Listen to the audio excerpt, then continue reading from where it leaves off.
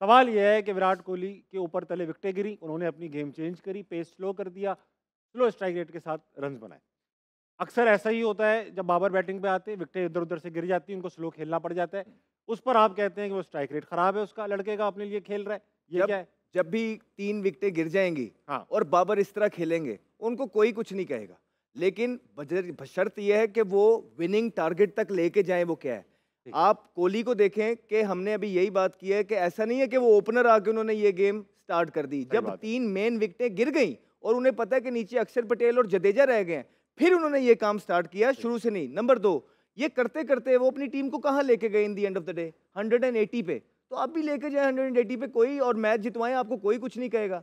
बात वो होती है कि जब आप गेम को रीड नहीं कर पाते, जहां 180 हो रहा होता है, आप 150 करते हैं और उसके बाद आप बॉलर को कहते हैं कि डिफेंड करो, वहां पे आप पे क्रिटिसिज्म होता है कि आप अपनी टीम को उस प्रेशर सिचुएशन से नहीं निकाल पाते एज अ सीनियर ठीक। बैट्समैन। वहां पे आप पे क्रिटिसिज्म होता है। उमर भाई और आप दोनों से एक मुश्किल सवाल पूछने वाला हूँ।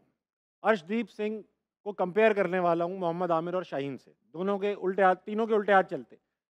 उल्टे हाथ के बॉलरों में अर्शदीप को शाहीन और आमिर के परले में कहाँ रखते हैं आप? देखें, अगर मैं सेमी न्यू बॉल पे जाऊं तो ओवरऑल बात करेंगे उमर भाई। मैं ओवरऑल, देखें, नया बॉल मैंने आज तक मैंने तीनों का नहीं खेला, डोमेस्टिक में भी नहीं खेला। और देखा मगर कराते। देखा है मैंने, क्योंकि अहमद, नया बॉल अहमद एक्सप्लेन कर देगा, ओल्ड बॉल मैं आपको एक्सप्लेन कर देता हूँ।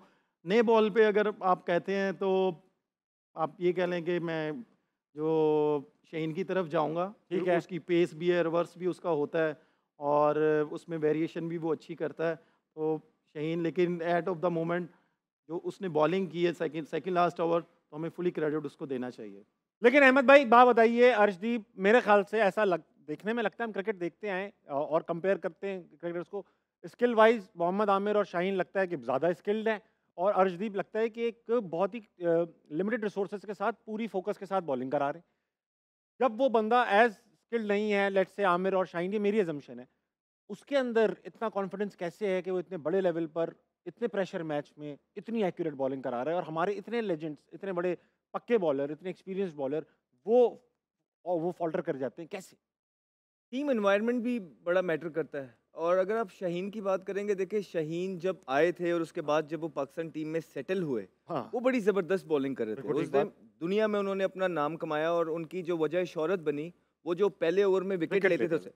अगर आप इंजरी के बाद शाहीन को जो मैंने नोटिस किया है, एक तो उनकी पेस थोड़ी सी ड्रॉप हुई है, हुई ये है। तो मतलब ये तो आ जाती है सामने, वो आपकी हाँ, पेस ड्रॉप हुई है। हाँ, उसके बाद जब अब शाहीन जोर लगाने जाते हैं पहले ओवर में, हाँ, तो आप देखें वो जो राइटी को एक जगह से, जिस तरह मैं ओपनर हूँ, अंदर ला बड़ा रहे हैं। लेट स्विंग होता था और वो डिसीव करते थे। मतलब यहाँ तक होता था कि बैट्समैन उनके लिए तैयार खड़े होते थे, लेकिन फिर भी उनके डिफेंस को वो डिसीव कर जाते थे। इट मीन्स कि वो कुछ ऐसा कर रहे थे उनकी बॉल में, उनका लेट डिपर होता था, अंदर आता था, विच वॉज अनप्लेबल। अब आके ये होता है कि जब भी वो नए बॉल पे राइटी को जोर लगाने जाते हैं, उनकी लाइन ऑफ डायरेक्शन खराब हो जाती है। ठीक है। अब वो बॉल लात पे हो जाता है and it sits up beautifully to flick. अब वो रन्स के लिए यहाँ पे चला जाता है। अभी भी वो जब लेफ्टी को बॉल करते हैं, तो वो उनकी बॉडी ठीक लगती है, अच्छी जगह पे हो जाता है। लेकिन जो राइटी को वो करते होते थे, थोड़ा सा ऑफ स्टंप से जो बॉल उनका मिडल स्टंप और लेग कर्व स्टंप की होता था। तरफ आता था और लेट तेज आता था, तो वो अब नहीं आ रहा, जिसमें पेस भी थोड़ी सी घट गई है और उसके बाद जब वो जोर लगाने जाते हैं तो लाइन ऑफ डायरेक्शन खराब हो गई है। आई थिंक यही एक चीज़ है जिस पे शाहीन को काम करना है। अदरवाइज अगर आप अर्शदीप को देखेंगे, देखें जी, बॉलर वो है ताबिश भाई, जो अपने मुल्क को मैचेस जितवाए, जो प्रेशर सिचुएशन में अपने आप को काम रखे, कंपोज ठीक है। रखे। जितने मर्जी लिमिटेड रिसोर्सेज हैं, उसको पता है कि मैं कितने जोगा हूँ, वो उस चीज़ से बाहर ही नहीं निकलता।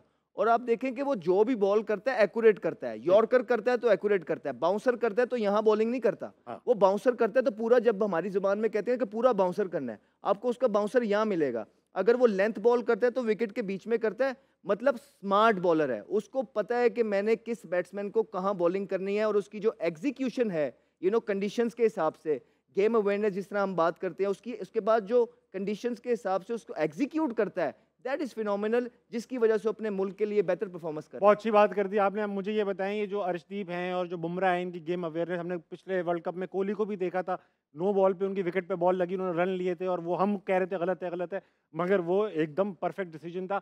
ये जो गेम अवेयरनेस है, ये एक इंडिया के लड़के और बाकी टीमों के लड़के घर से लेकर आते हैं या इनको जब ये नेशनल टीम में आ जाते हैं इनको सिखाई जाती है?